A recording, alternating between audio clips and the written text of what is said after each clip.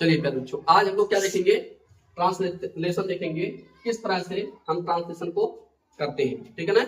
ये ट्रांसलेशन कक्षा 10 के लिए मोस्ट इंपोर्टेंट ट्रांसलेशन है। ठीक है ना। कई बार एग्जाम में आने का चांस रहता है और आया भी है। ठीक है ना। तो हम क्या करते हैं, एक एक शब्द को बढ़िया से पहले पढ़कर आपको सुनाते हैं, बताते हैं कैसे कहाँ क्या इसका स्पेलिंग रहेगा, कैसे क्या इसका मीनिंग रहेगा। ठीक है ना। उसके बाद एक एक जो है लाइन को हम ट्रांसलेट करेंगे। देखिए क्या लिखा है, आजकल खेती भी एक प्रकार का क्या है, व्यवसाय है। तो आजकल का क्या होता है, नाउअडेज। खेती का होता है फार्मिंग, एक प्रकार का होता है टाइप ऑफ, व्यवसाय का होता है क्या होता है, बिजनेस। ठीक है ना। इसके लिए फॉर दिस किसानों को बहुत अधिक धन लगाना पड़ता है। यहाँ पर मैं आपको एक बेहतर चीज आज बताऊंगा। ठीक है ना।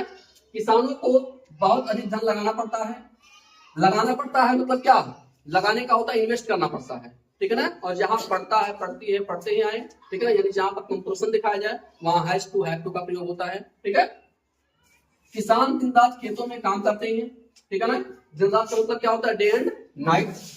लगभग 80% किसान गरीबी में जीवन यापन करते हैं। जीवन यापन का करने का मतलब होता है लिव, मतलब रहते हैं। ठीक है ना। और गरीबी में इन पॉवर्टी। हम सबको किसानों की पर्याप्त सहायता करनी चाहिए। पर्याप्त सहायता का क्या होता है, प्रोवाइड एडुकेट सपोर्ट। ठीक है ना। क्या होता है, प्रोवाइड, यहां पर लिख रहा हूं PROVID, provide, ADQUAT, support, SUPPORT। ठीक है ना। इसका मतलब क्या होता है, पर्याप्त सहायता करना, पर्याप्त सहायता करना। अब चलिए एक एक को हम लोग देखते हैं और खूब बेहतर तरीके से इसको करते हैं। लिखा है आजकल, क्या हो जाएगा, नाउ आ डे। ठीक है ना। खेती भी क्या हो जाएगा, फार्मिंग, फार्मिंग इज आल्सो। अच्छा एक चीज देखो, जिसमें देखिए ट्रांसलेशन हम तीन तरह से करते हैं। ट्रांसलेशन को तीन तरह से करते हैं। एक जिसमें काम नहीं होता है, दूसरा जिसमें काम होता है और एक्टिव वॉइस में आता है, और तीसरा जिसमें काम होता है लेकिन पैसिव वॉइस में होता है। तो बताइए इसमें कोई काम हो रहा है, नहीं हो रहा है, केवल ये बताया जा रहा है, खेती के बारे में बताया जा रहा है, खेती क्या है। तो आजकल खेती क्या है, एक प्रकार का व्यवसाय है, जिसमें जो है काम नहीं होता है उसमें हम इजामार बाजबर का प्रयोग करते हैं। जिसमें काम होता है उसमें जो है मेन वर्ब की फर्स्ट फॉर्म यानी कि नाउअडेज, मतलब आजकल। ठीक है ना। एक मीनिंग होता है, नाउअडेज का मतलब ही होता है आजकल। ठीक है ना। ये मीनिंग आपका होता है। जैसे फार्म मतलब क्या होता है, खेती, और फार्म मतलब क्या होता है, खेत। तो खेती, nowadays farming is also a type of business. क्या हो गया, nowadays farming is also a type of business. आजकल खेती भी एक प्रकार का व्यवसाय है। इसके लिए क्या हो जाएगा, फॉर दिस किसानों को बहुत अधिक धन लगाना पड़ता है। क्या यहाँ पर निश्चित किसान की बात की गई है, नहीं। जब निश्चित किसान की बात नहीं की जाएगी तो फार्मर्स हो जाएगा, और जब निश्चित किसान आ जाएंगे तो द फार्मर्स हो जाता है। ठीक है ना। जैसे यहाँ पर देखो 80% किसान, तो यहाँ पर द 80% ऑफ फार्मर्स हो जाएगा। लेकिन यहाँ पर निश्चित किसान की बात नहीं की गई है, पूरे किसानों की बात की गई है, तो यहाँ पर द का प्रयोग हम नहीं करेंगे। तो फॉर दिस क्या हो जाएगा, फार्मर्स, फार्मर्स, हाँ। द मतलब क्या होता है, निश्चित निश्चित चीजों का बोध कराने के लिए हम द का प्रयोग करते हैं। ठीक है ना। और अनिश्चित चीजों का बोध कराने के लिए हम ए और एन का प्रयोग करते हैं। आर्टिकल जब पढ़ाया था तो उसमें बताया था आपको, नहीं बताया हूं, अगर नहीं बताया हूं तो बता दूंगा, बताया हूं। निश्चित के लिए क्या होता है द, अनिश्चित के लिए ए या एन। ठीक है ना। तो यहाँ पर क्या हो जाएगा, फॉर दिस फार्मर्स। अब देखिए चूंकि यहाँ पर फार्मर्स है, यहाँ पर हैज टू आएगा कि हैव टू आएगा, हैव टू। क्या हो जाएगा, हैव टू क्या करना पड़ता है, लगाना पड़ता है, इन्वेस्ट, इन्वेस्ट क्या लगाना पड़ता है, बहुत अधिक धन। तो बहुत अधिक का क्या होता है, अ लॉट ऑफ। क्या हो जाएगा, ए लॉट ऑफ। धन का होता है मनी। तो क्या हो गया, farmers have to invest a lot of money. किसानों को बहुत अधिक धन लगाना पड़ता है। किसान दिन रात खेतों में काम करते हैं। अब एक किसान, निश्चित किसान की तो बात की नहीं गई है, ठीक है ना, तो इसलिए हम यहाँ पर द का प्रयोग नहीं करेंगे। क्या लगाएंगे? फार्मर्स लगाएंगे। क्या हो जाएगा? फार्मर्स,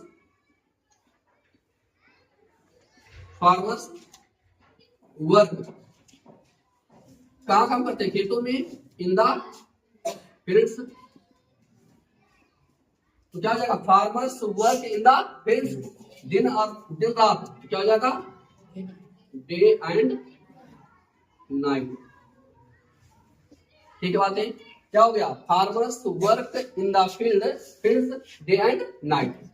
लगभग 80% किसान गरीबी में जीवन यापन करते हैं। अब देखिए यहाँ पर क्या हो गया? सभी किसानों में से केवल 80% किसान। क्या हो जाएगा? About 80% of farmers, 80% of farmers, मतलब किसानों में से 80% ऑफ फार्मर्स, मतलब क्या हो गया? सभी किसानों में से 80% किसान क्या करते हैं? लिव करते हैं, रहते हैं, लिव इन पॉवर्टी। क्या हो गया?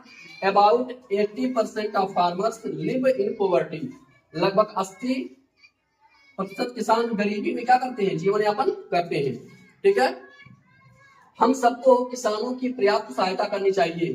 तो हम सबको, या तो आप लिखो बी, या तो लिखो वी आल। तो हम लिख देते हैं क्या? बी आल, बी आल। चाहिए, चाहिए के लिए हम क्या लगाते हैं? चाहिए के लिए 3 word, should, ought to, must. Should का प्रयोग हम कब करते हैं? जब हमें सुझाव देना हो। मस्ट का प्रयोग हम कब करते हैं? जब सेंटेंस में जरूर या अवश्य आ जाए। जैसे हमें अवश्य वहां जाना चाहिए, हमें अवश्य इंग्लिश बोलना चाहिए, हमें जरूर उसकी मदद करनी चाहिए। ठीक है ना, यहाँ पर मस्ट का प्रयोग हुआ। और ऑट टू का प्रयोग कब करेंगे? मॉरल ड्यूटीज दिखाने के लिए, नैतिक कर्तव्यों को दिखाने के लिए। जैसे हमें अपने माता पिता की बात माननी चाहिए, हमें सड़क के नियमों की पालन करनी चाहिए, सड़क के नियमों का पालन करना चाहिए। ठीक है ना, उसे अपने से बड़ों की बात माननी चाहिए। ठीक है ना, तो नैतिक कर्तव्य जहां हो वहां पर क्या लगाते हैं? ऑट लगाते हैं। ठीक है, तो यहाँ पर क्या है? हम सबको किसानों की पर्याप्त सहायता करनी चाहिए। क्या हो जाएगा? Be all should. क्या करनी चाहिए? पर्याप्त सहायता करनी चाहिए। तो provide, PROVID, provide, ADEQUATE, adequate, support, SUPPORT। ठीक है ना, तो क्या हो गया? Be all should provide, adequate, support. हमें पर्याप्त सहायता करनी चाहिए इसकी, किसानों की। ठीक है बातें? तो इस तरह से आप क्या करोगे? इस सेंटेंस को बनाओगे, इस पैराग्राफ को सॉल्व करोगे। ठीक है बातें? कोई दिक्कत यहाँ तक? सबसे पहले आप क्या करोगे? First of all you have to learn जी,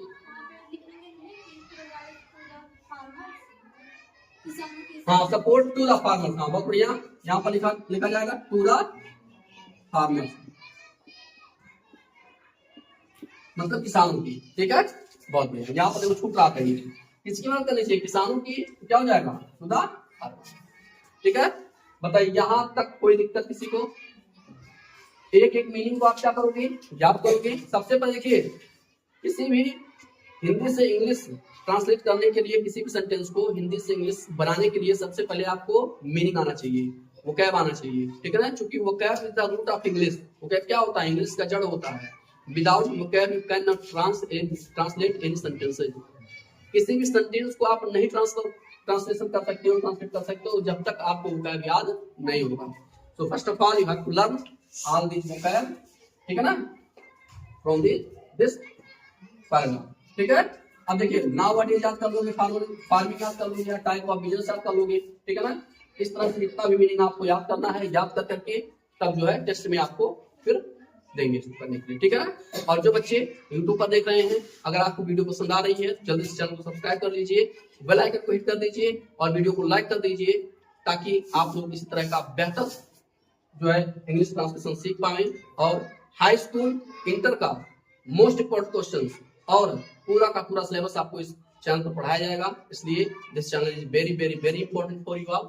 ठीक है, चलिए जल्दी से इसको स्क्रीनशॉट ले लीजिए, फिर आगे हम लोग आते हैं नेक्स्ट पार्ट में।